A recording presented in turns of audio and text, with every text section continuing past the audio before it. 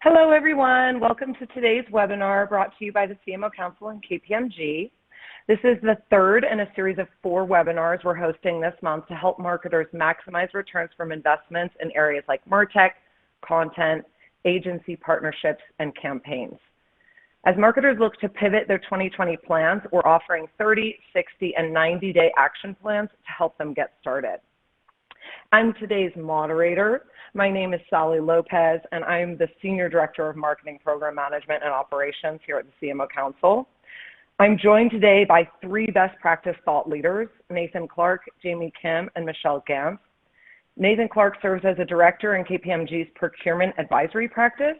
He has extensive experience helping clients transform marketing procurement to improve agility and maximize value.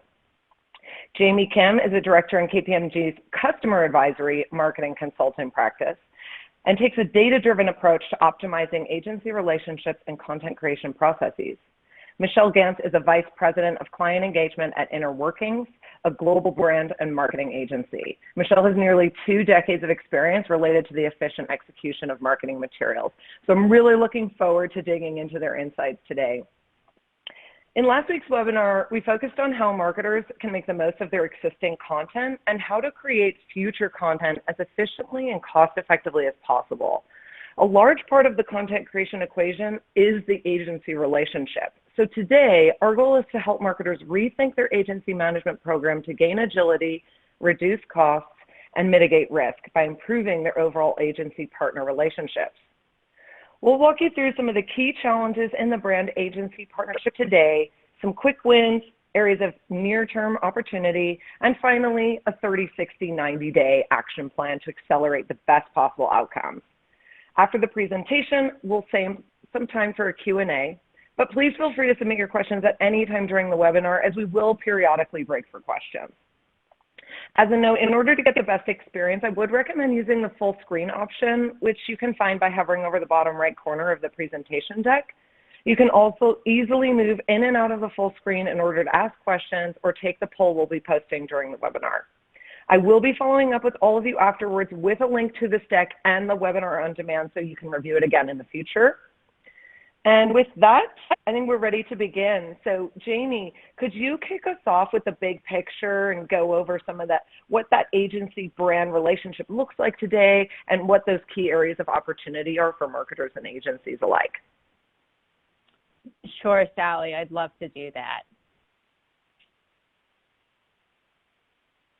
So thank you to everyone who's joined us today on this webinar. My name is Jamie Kim again, and I'm super excited for this opportunity to be able to share our point of view around how you can work with your agencies to get more from your marketing spend. So it's really not a shock today that most 2020 marketing plans have been sidelined. And if marketers already haven't been doing so, marketers right now are trying to quickly figure out how they can start to shift their marketing budgets, and also, they're also trying to do more with less these days. So that's exactly what we're going to talk about. But our focus is going to be around how better agency management capabilities can really help stretch your budgets further. We'll also want to kind of touch upon how procurement can play an essential role in helping marketers identify and implement actions in order to keep that money nimble. So, as Sally mentioned, we're going to talk about two topics as we go through our recommendations later. One, which is going to be around some quick wins for immediate value. And when we're referencing quick wins, we're talking about 30, 60, 90 days. What are the things that I can do immediately? And then two, what are some of the additional near-term opportunities that, as a marketing organization, I can start to act upon in the next 6 months to ensure that, in 2021, I'm empowered as a stronger organization. So before we get into specific recommendations, what I want to do is talk about the current state of agency management in just a couple slides. So what we see a lot with our clients these days is that there's just so many agencies, and I'm sure many of you, in this webinar can agree with that, and I'm sure that's also probably why you've joined us. So, marketers just have to engage with more and more agencies these days as you're trying to create more personalized content. You're trying to get ahead of the innovation curve, and sometimes though, having too many agencies necessarily isn't about innovation. It's also a result of some autonomous agency sourcing activities that happen within the organization. So, I'm sure everyone here can understand that the agency roster just tends to expand over time because different marketing groups, different brands, everybody wants the flexibility to be able to use their own agencies. Cumbersome processes. So, I'm sure everyone can relate to this, and I myself within KPMG also feel this pain as well. And I talk to my colleagues about, if I just didn't have cumbersome processes within our own internal organization, that I could be much more effective at my job. I could actually be doing much more marketing consulting work, but it happens. So add the complexity of all the different agencies that you have to work with, and you can see how that can get pretty chaotic here. Lack of transparency. So this can be a result of several different things. Today I'll just kind of touch upon a couple items. So lack of visibility into money spent. I think that's a struggle that a lot of us feel, and that can be due to ambiguous invoices, non-standardized contracts. A lot of marketing teams are doing their agency contract negotiations on their own without a standardized template. So, there's different templates with different levels of detail within the SOWs that people are seeing. And then, of course, when you get invoices, you oftentimes just don't get the level of detail that, that you really need. And also there's some back-end system issues where, different technologies often don't talk to each other. For example, an ERP system often doesn't really, it's not friends with a MRM tool. So, what that brings us is just challenges in understanding what did I plan in my marketing budget versus what's the money that I actually spent. So, as an example, I recently worked with a client reviewing their contracts, and we received thousands of invoices and SOWs, and it was really challenging to understand the level of detail and effort that went into the completed work, because the invoices just didn't have the level of detail in terms of how many resources and the number of hours that went into completing the work. Poor risk mitigation. I mean, this is something that marketers oftentimes think of as an afterthought, and these days with more agencies, more data, more privacy, we really just can't put risk, we can't make it an afterthought anymore, and especially now there's also this additional risk of financial risk.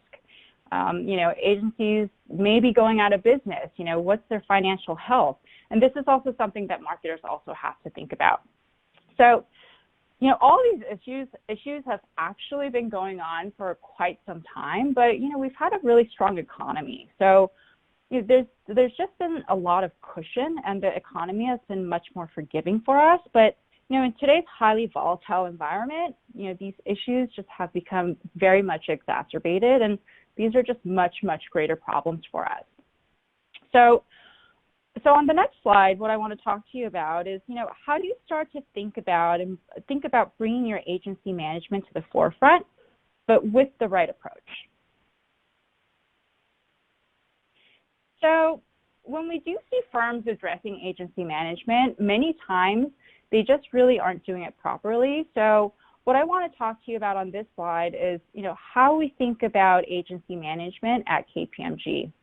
We like to take a holistic view based on shared goals that drive performance and, while mitigating risk. So I'll just take a couple minutes here to kind of unpack this information for you. So I'll start with the holistic view. You want to make sure that you're looking at agency management from an enterprise standpoint. You want to make sure all the functions that are involved in the use and management of the agency have aligned goals. And many times the misalignment between marketing, procurement, finance, operations, it's not because people have different objectives, but because of lack of communication. So it's really important that we set these shared goals and have an open line of communication. Once you have these shared goals, the next step is to really agree on the metrics and KPIs that you can measure, KPIs that you can use to measure your progress towards your success. So as you start to engage with new agencies in different ways, whether it's using a new marketing platform or creating an innovative campaign, you want to start to re-examine the ways of working. You're going to have new processes, new governance models, or new skill sets. So this just means that you need to reevaluate and reset your goals and KPIs that are achievable for your organization. And it's really important to do this in concert with your agencies and also to do it in a super iterative manner, because you don't want to set your goals once and never revisit it. You want to continuously improve and optimize those goals. Mitigating risk. Risk is something people just tend to set and forget often. So, generally, I'm sure everyone's aware, risk is set in a contract at the beginning of an engagement, and no one really ever reviews it. And many marketers that I've actually worked with aren't really even aware of the risk components in a contract. So, just think about today where there's so many agencies with new platforms and new data, and just the rate of change is just accelerating. You really just can't set and forget this anymore. So it's really important that you continuously build and implement processes to proactively monitor and adjust your marketing risk. And again, this all needs to be done jointly with your agencies. So Sally, I'm done with my first introductory segment. So maybe we can take a moment at this point to get some real-time feedback from the audience and how they're also thinking about agency management processes. Wonderful. Thank you so much, Jamie. Audience, I just put live a poll that you can all start taking now. And what we're trying to gain here is just an understanding of what best describes the current marketing vendor management process used by your company. And the choices are A, informal processes established and managed by individual marketing groups. B, formal processes established and managed by individual marketing groups. And C, formal standardized processes used across all marketing groups. So folks, you're able to just scroll and select one of those choices. It should be popping up from the bottom of your screen, and you might want to exit out of full screen mode so you can see that more clearly. So far, we're getting a couple votes trickling in, and so far pretty even keeled, huh, Jamie?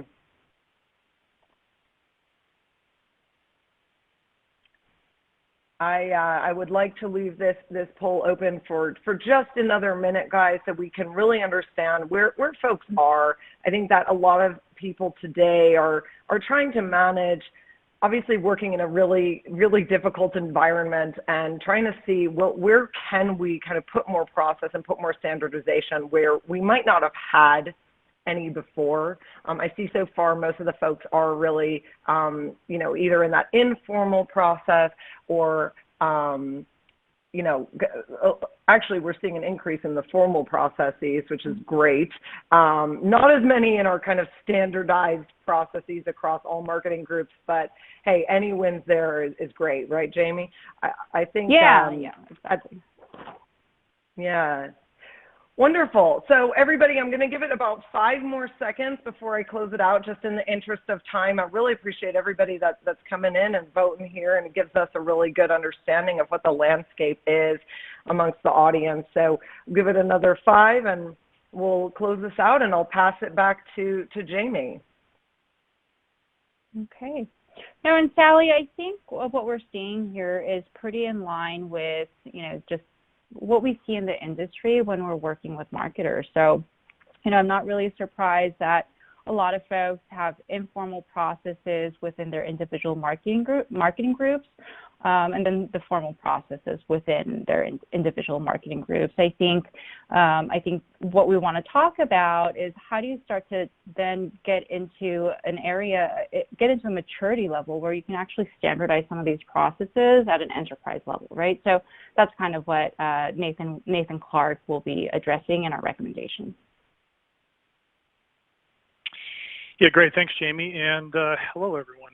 Glad to be here today. So before we get started and dive into the details, I'd actually first like to spend a little bit of time to talk about how to approach the recommendations that we'll be discussing in the slides.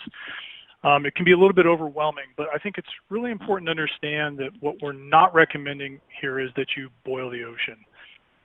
Instead, what we really recommend is that you focus your efforts on a smaller group of agencies that will actually have a higher impact to your organization. And in order to identify those agencies, you're going to want to make sure that you're looking across all of your key brands, your geographies, your product lines, and also look across your segments and your channels, and really with an eye towards making sure that they're aligned with your strategy over the next 6 months, especially as that has probably been changing rapidly here recently. The goal here is to create a focus list instead of agencies that's manageable, but can still provide great results. So think of it this way, the 80-20 rule definitely applies here. So, all right, with that being said, let's get started and talk about the 3 areas where we can make an immediate impact. So, in talking to our clients, we've been primarily focused on 3 distinct areas of opportunity that can both help navigate these turbulent times that we're in now, but also still keep an eye on the future. We don't want to anger our agencies and damage our long-term prospects. So, first, we're going to talk a little bit about building foundations for strong partnerships.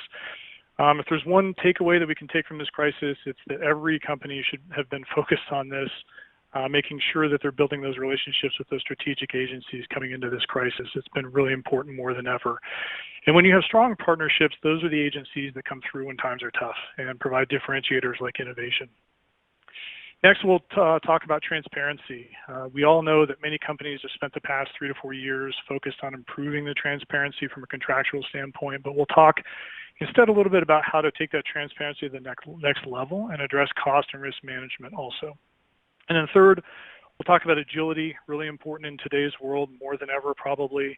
Having the ability to be agile is absolutely critical. And it's more than just about how to quickly adjust campaigns. It's also about how to build the foundations of agility within your organization. So let's dive into the details. And as we do, I'm going to bring Michelle in to provide her perspective from an agency standpoint as well. So let's talk first about partnerships. I think one of the most interesting aspects of my job is talking to agencies as a fairly neutral third party. The agencies tend to tell us things that they might not actually tell their clients, and they open up about issues or provide feedback about the relationships, and in some ways it feels a bit like a therapy session sometimes. But the interesting part is that we have a lot of clients that tell us that they have great relationships with their agencies.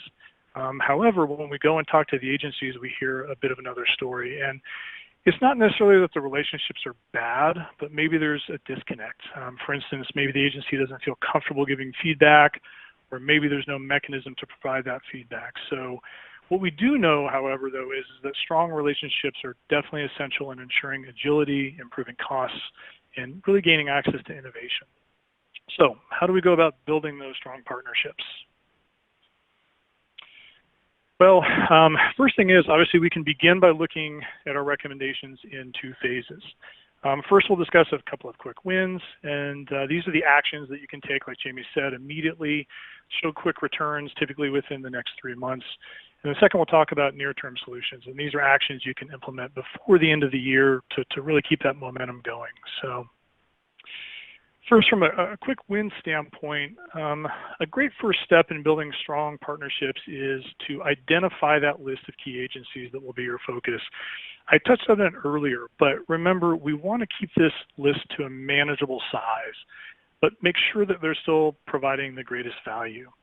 And once you've identified those key agencies, really, especially today, you're going to want to assess their health because let's face it, this pandemic's has greatly impacted many of the agencies that you probably use today.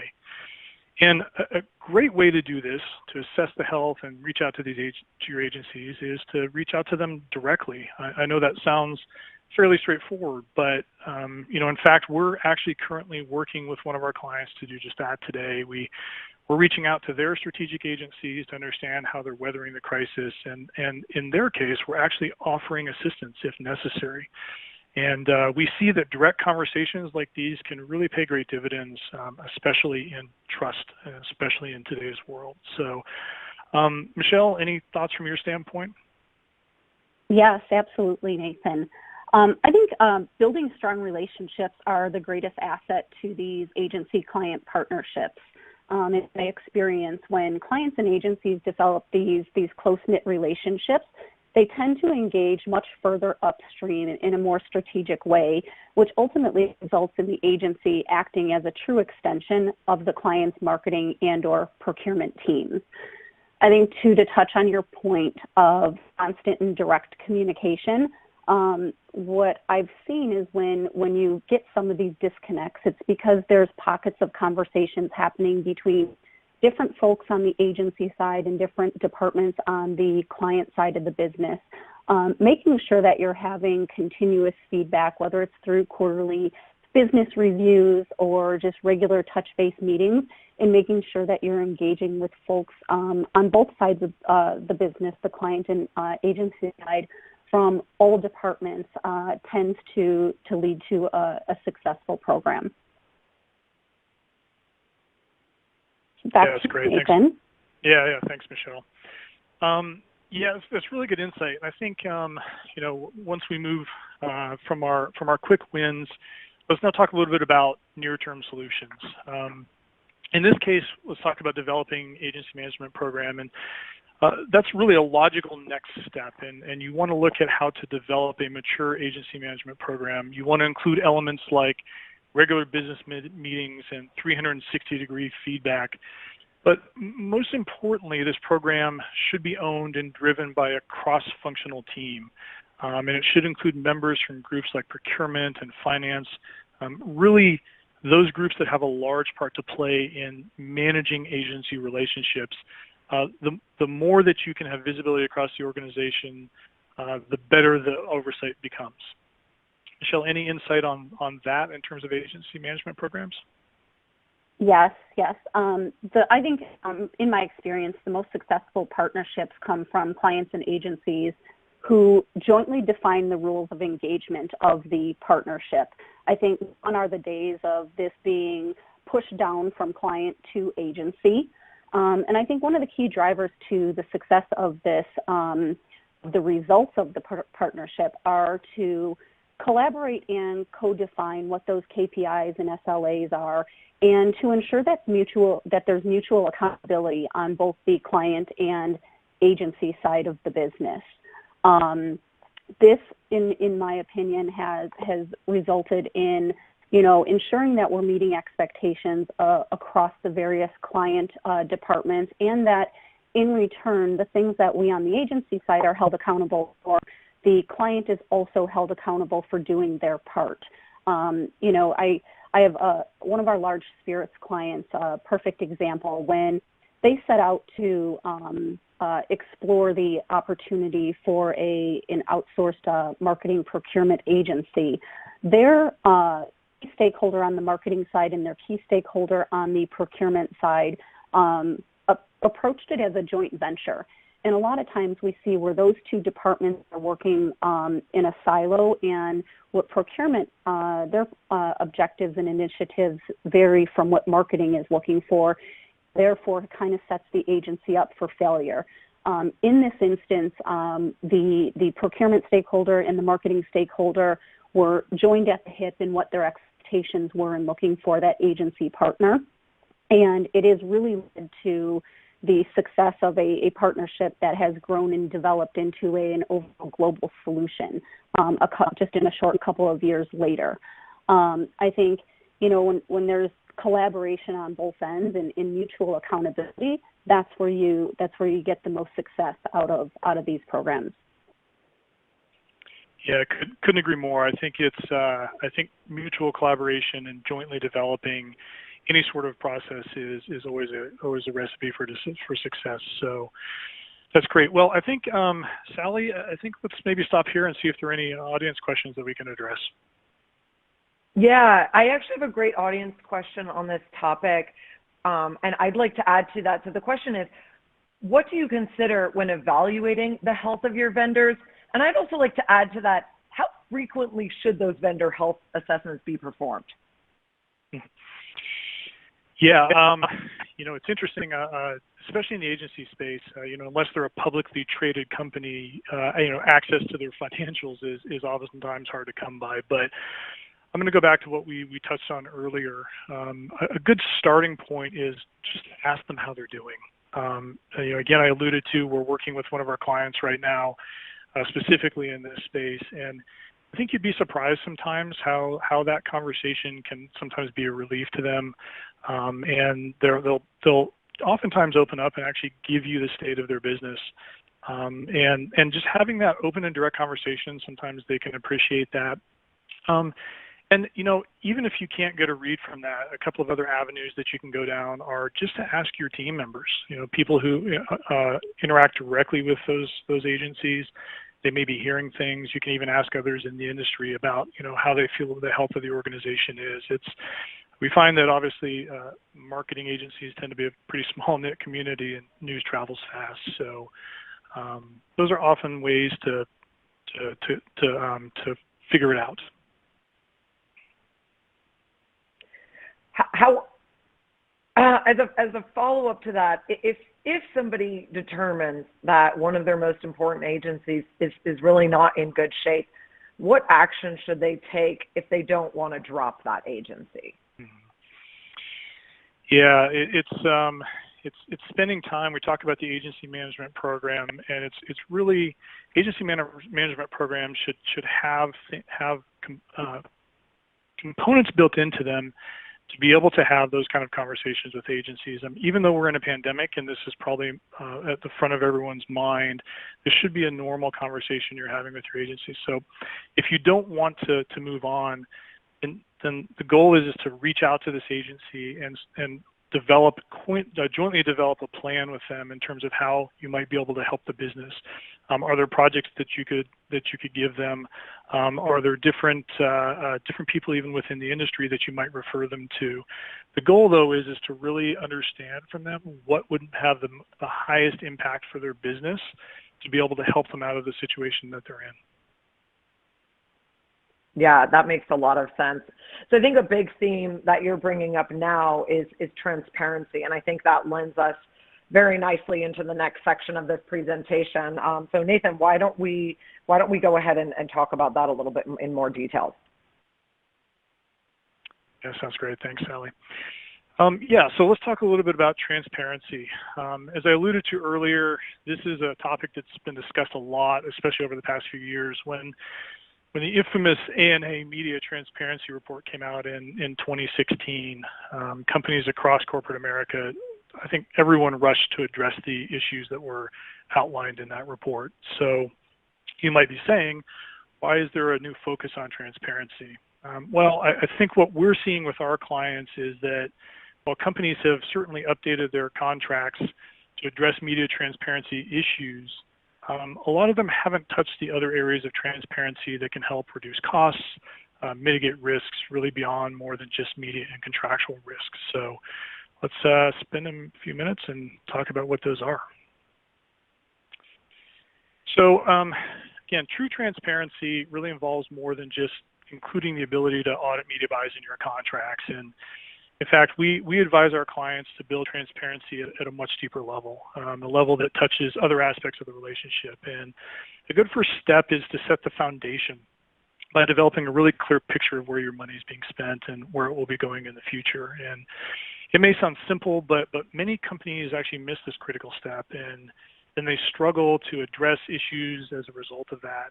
And you really want to make sure that you're developing a holistic picture. And through this process, you want to ask yourself, who are your top agencies in terms of spend?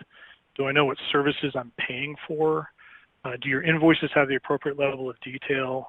Understanding this detail will really help inform the next steps on your transparency journey. So another quick way to build transparency into relationships is to perform a contract and services audit. Those audits provide detailed insight, oftentimes, really around whether or not the relationship is being managed how it was originally intended. And I know these oftentimes sound scary, but really, if handled correctly, the output of these audits provides a really great baseline from which to build the future relationship. It's important to note that the audit should not be done to the agency. Instead, it should be done with the agency. And in fact, our recommendations in these situations is that you should include an audit of your own obligations and how you're managing the relationship so that you actually have a holistic view from which to build the partnership. And then once you're armed with the information from your spend analysis and the audit, you can also then start to focus on your billing processes. This may include things like ensuring the billing is detailed really at the appropriate level. Oftentimes we see companies that it says one line item, $50,000. You don't know actually what comprised that. And then also you want to maybe make sure that it's broken out by brand or campaign. A lot of companies struggle with getting visibility into the spend from that standpoint. And it could also include a realignment of payment terms if necessary. And then as we move into a couple of the near-term solutions, we also heavily recommend that you develop detailed rate cards with your agencies. We certainly definitely realize that you won't be able to do this with all of your services, but you should really strive to put them in place for as many of the services that you can as possible. Surprisingly, what we find is that when rate cards are put in place, they actually build trust, because pricing then becomes transparent and consistent, and they also reduce the need for marketers and agencies to negotiate, so they can spend that time on value-added activities. We find that oftentimes marketers spend a considerable amount of time when you ask them negotiating pricing for projects. And having rate cards is in place also provides the necessary detail so that you can actually do apples-to-apples comparisons of services across things like budgets, GLs, and or business units, and even across agencies themselves. And finally, competitive benchmarking. While we recommend benchmarking your agencies, I think everybody has heard that for sure, to ensure that make sure you're doing things like paying fair prices. You really want to make sure that your benchmarking doesn't focus only on the agencies. In fact, you should also look internally at your own operations. Include elements such as approval cycle time and percentage of costs devoted to rush fees. Really look to understand how efficient your own operations are and use this as an opportunity to improve. And with that, I think we'll pause to see if there are any questions. Sally? Yeah, I've got a couple of questions here that are really interesting. The first one is, if I want to do a spend analysis, how many years of information should I use? Should I consider what we paid an agency even if the work was not done for one of the major or key marketing groups? Mm-hmm. Yeah, so typically we'd recommend at least 2 years of data if you can get it. We know that many companies have varying different levels of data and access to it, but we typically recommend at least 2 years because you want to be able to see year-over-year variability. Have there been agencies that have seen increases or decreases? It's more than just looking at the numbers on the page. It's actually seeing the trends that make the difference. I think you don't want to go 10 years. 10 years can be way too long and be more data than you can actually manage or really get insights from. But 2 to 4 years is typically the sweet spot. Wonderful. Another best practice question. What are the variables and boundaries that should be used when developing detailed rate cards? Yeah, I think this is a tough question to answer a bit because it can vary quite a bit by business and how you use your agencies. But I think in general, when you're looking to develop rate cards, you really want to look for services or widgets or whatever you're going to put in a rate card, and make sure that there are things that are bought on a regular basis and are somewhat standard. the nature of creative work certainly is not everything is similar, not everything is the same for sure, but you can find a lot of very foundational elements that agencies perform that you can then repeat and put in a rate card. So it's looking for consistency and then making sure that that you build that into the rate card so that everybody has visibility to it. Wonderful. Let me ask you one more question, and I'm going to have to leave the rest to the end, but this is a follow-up to that one. So the rate card's really only half the equation, right? The other half is the level of effort or approach to staffing. How would you benchmark, audit, or verify that? Yeah, that's a great point. Yeah, so staffing is a whole nother animal. So benchmarking and or auditing staffing is something that typically you want to get external access to data in terms of that. But we recommend, though, however, that data and benchmarking is not the only thing that you use in order to right size the staffing. We like to talk about triangulating. So you can look at things like external benchmarking for sure, but you're also going to want to do your own initial research within your organization, like by doing things like looking at full-time hours per activity, full-time FTE hours per activity, and also just making sure that you look at your own services and what your expectations are from the agencies themselves. We find that the benchmarking, again, is just one component of this to bring into the equation. And again, maybe another big takeaway here is that the number of people is perhaps less important than the actual time it takes to execute on the different activities that you're expecting the agencies to do. So you want to pull in as many points of perspective as you can, and then have those conversations with the agencies to make sure that everybody is aligned with the number of people that are required. Yeah, that is super helpful, Nathan. So I think in the interest of time, we're going to now jump into how to really foster that collaboration. So Nathan, could you walk us through that section of the presentation? Yeah, thanks, Sally. So let's talk a little bit about agility. So what do we mean when we talk about agility? Well, I think that what it really means is that you can fix everything that we've talked about above. But if you're not able to execute in an agile and efficient way, then you're likely still end up paying more.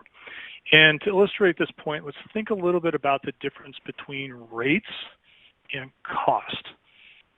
So rates are typically what agencies charge for an hour of their services, and many companies focus on reducing rates through negotiations, which they should.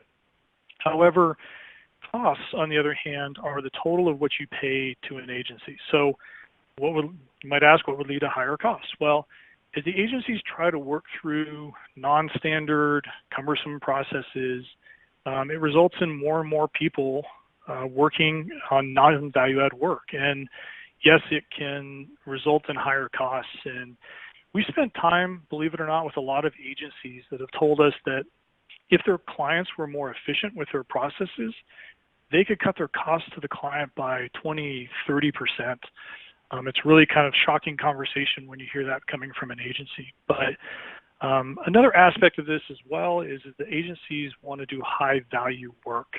And stumbling through processes is not rewarding to most creatives, as I think we all know. And in fact, we like to kind of joke about this, that no one in the industry gives out an award for the most times through the client approval process, although it would be interesting.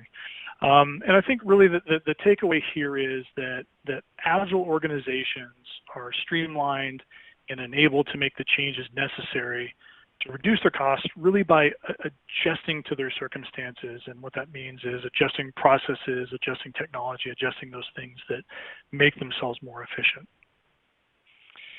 And so before we dive a little deeper into this topic, I'm going to bring Michelle back in to provide her perspective as well.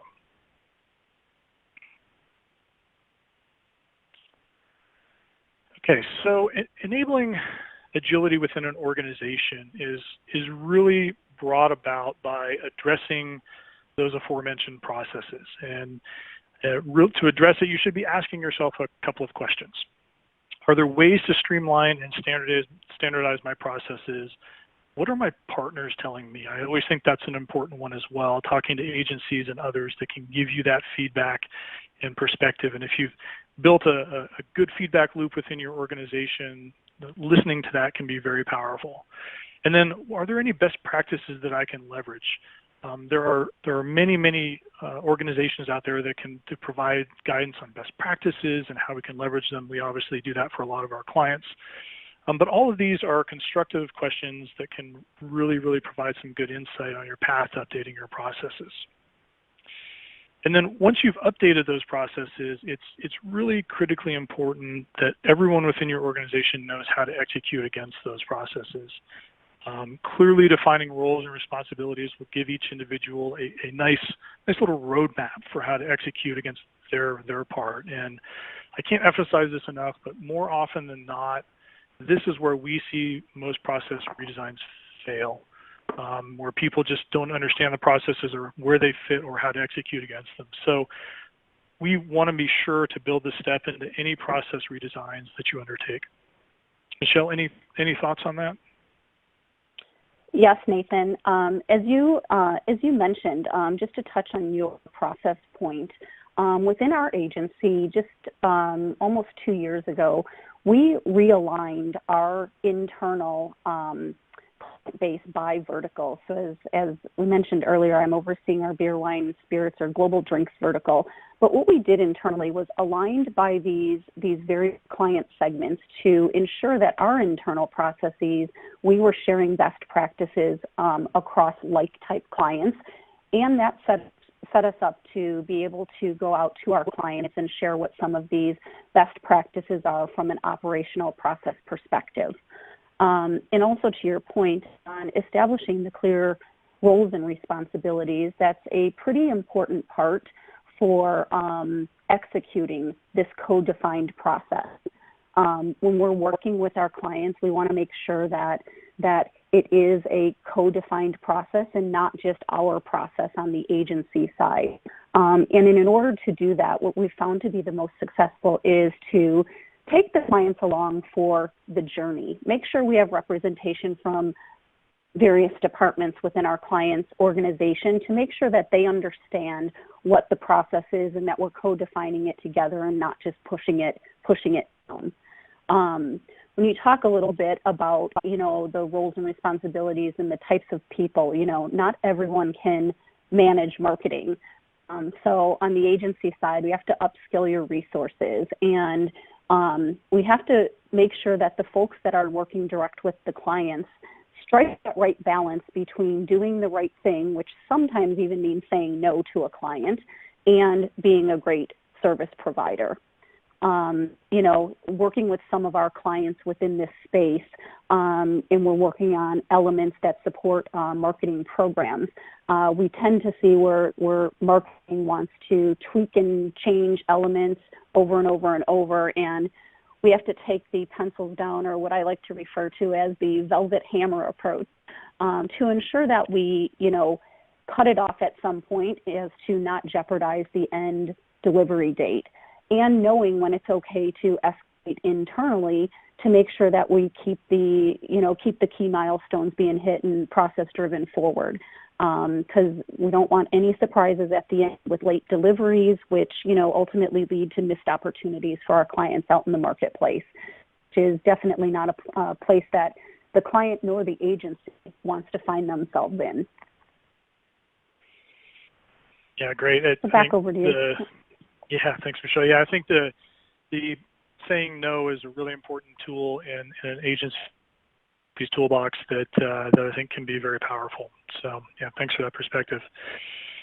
So let's look at the final piece in the agility puzzle here. So we also want to make sure that we are defining the right expertise.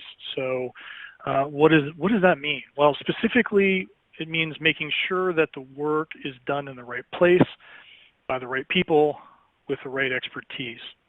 And a great example of this could be marketing strategy. So this is a common area that we see where clients maybe don't define and develop that expertise in-house. And in order to fill that void, their agencies end up performing the work. And it's not that the agencies can't perform the work, but this is typically an expertise that we would recommend that clients should build within their organizations. And so when expertise is not well defined, it can cause significant confusion and really result in undue complexity and bogged down processes as well. And especially now with the growth of nearshore, offshore, and AI, this puzzle has really become more and more complex. So having a plan in place here is really, really critical. So, I know now also we promised all of you that we'd have a 30, 60, 90-day plan. So let's take a look at that.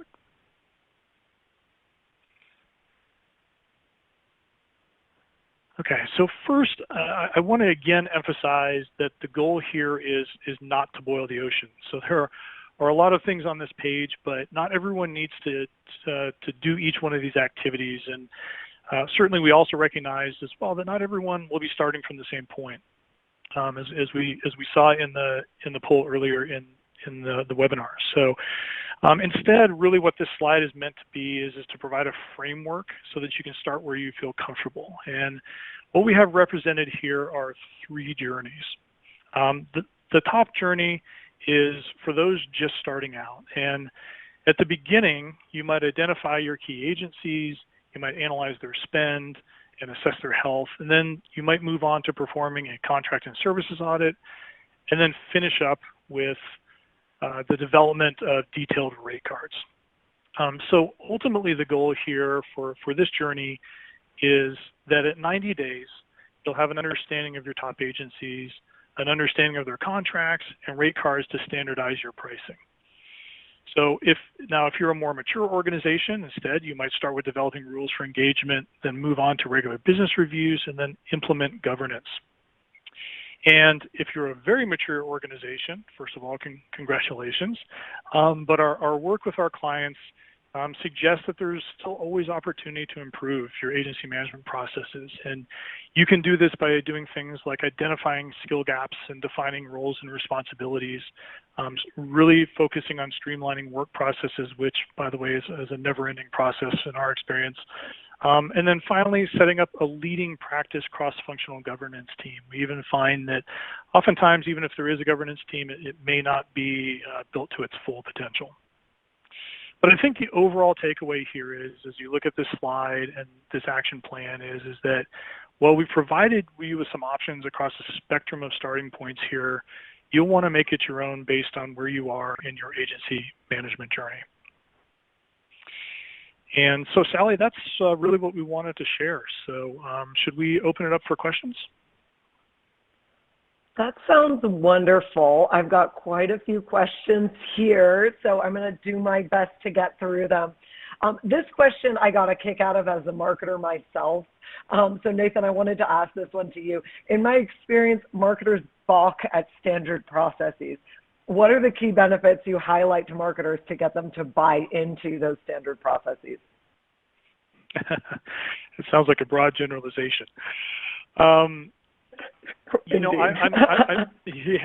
I'll start, and then I may bring Jamie in as well. You know, Jamie has been a marketer, but I would say that in my experience, what I've certainly tried to do is, number one, is understand there's no silver bullet here. I think from the standpoint that what I've seen be successful in the past is typically you have to take marketers down the journey of why it's important.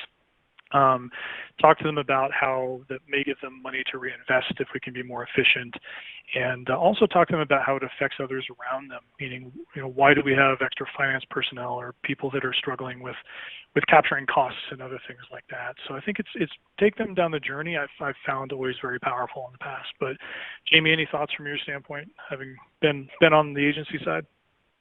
Yeah, sure. No, I mean, having standardized processes, it's important because, you know, it helps to significantly reduce risk within the organization, and it helps to lower cost of processes and ensure that key points where value is added are just not skipped over. And, you know, I think it's come up in a lot of our internal conversations where from mismanaged processes, agency fees have gone up. You know, there's a lot of overtime overtime fees that agencies end up charging their clients, and it's really because the processes are broken. So I think making sure that there's standardized processes that are implemented and adhered to, I think that's really critical. And Jamie and Nathan, if you don't mind, I'd like to just add a little bit onto that to build on what you both said. I think this kind of touches on my point I made earlier with making sure that there is joint ownership on the marketing side and the procurement side. I think that's where sometimes you get that misalignment where procurement's really driving the standard processes to get the cost savings, and marketers are not necessarily aligned. So getting those two groups joined at the hip to understand how they can achieve mutual objectives, and then making sure that there's internal sponsorship with the marketing teams between those two departments. I think we definitely have seen more success in being able to roll out a process where not only you take those folks along for the journey, but then that there's an internal sponsor as well supporting it as they're getting some pushback. Yeah, really, those are really great insights. Yeah, great insights all around. It was a great question and lends ourselves to a larger conversation. I wanted to touch on something a little different here and go back to you, Nathan. What are some of the ways to track vendor performance on an ongoing basis across the enterprise?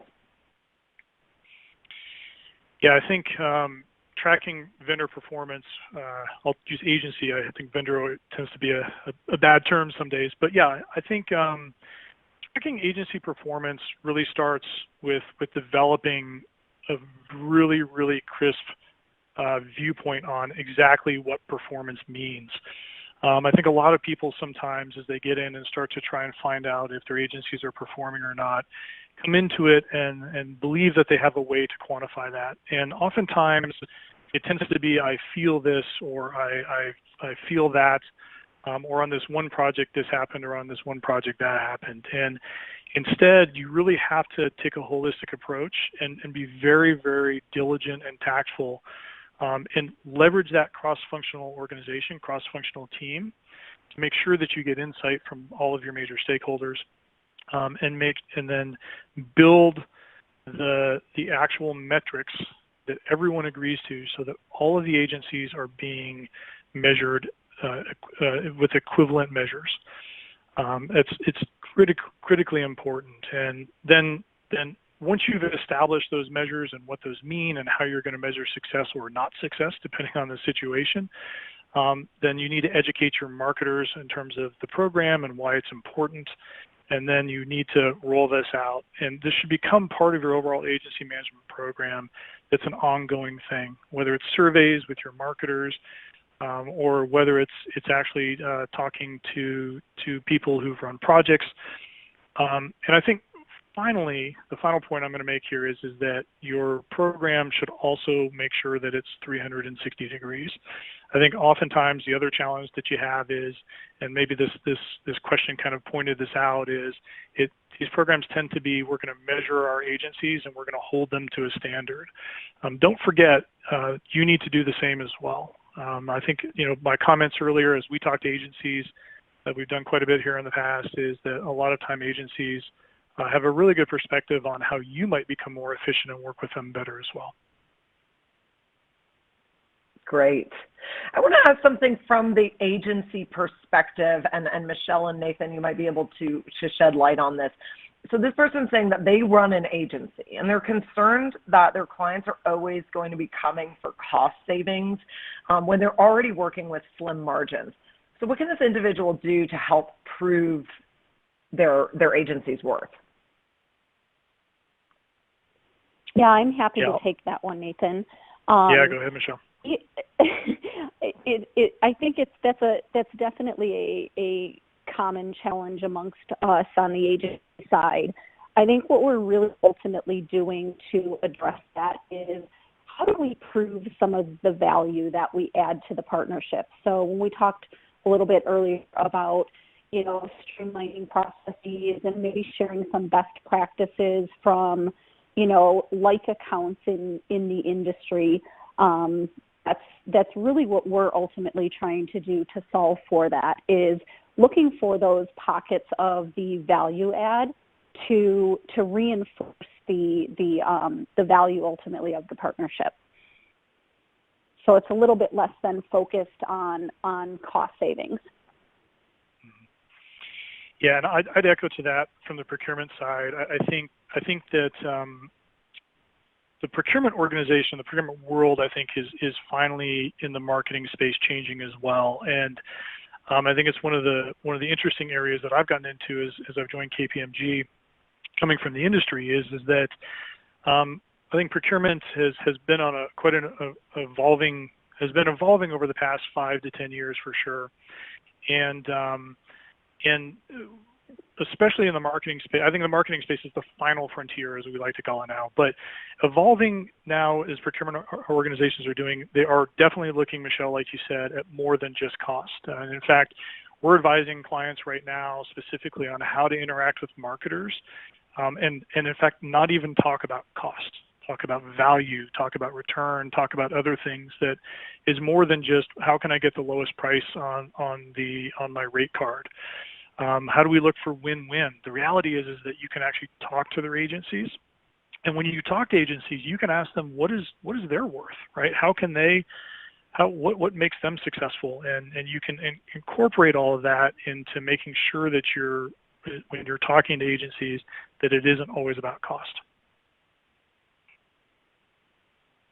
Yeah, that's great. And there's another question that's come in while we're on the topic of procurement that I think is really relevant. How do I build a case for change to grow a marketing procurement organization?